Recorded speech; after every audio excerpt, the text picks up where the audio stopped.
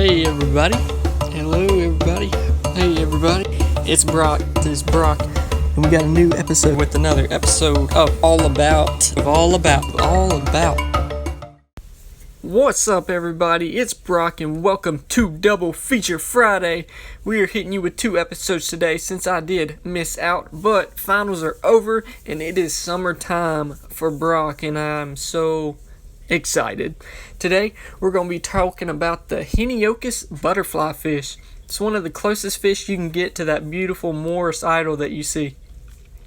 Prices on them range from $40 all the way up to $100 depending on their size. Tank size, you need about 100 gallon. Once they start getting bigger, you could hit like a 55 gallon if you get him really tiny, but eventually he's going to grow and you're going to need more room for him. Care level, he's a super easy butterfly to take care of. Temper, he's very peaceful. Reef compatible, definitely not. I actually put one in a reef tank whenever I first got into the hobby, and it was a very bad idea. I mean, he tore up my corals.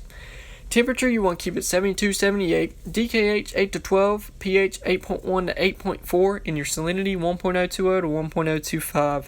Max size and get is over half a foot. He can get pretty big, especially with that long antenna. Diet, they are omnivore.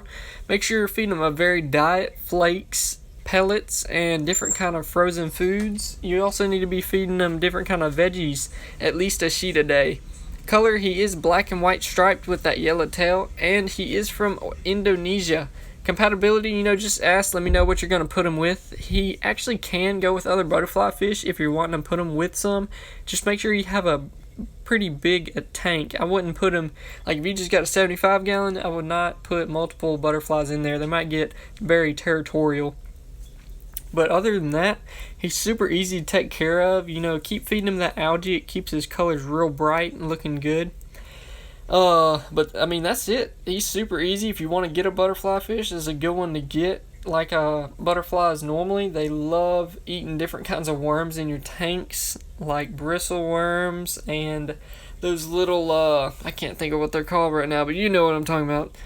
And that's really it for him. I'll see y'all in just a second for the second video.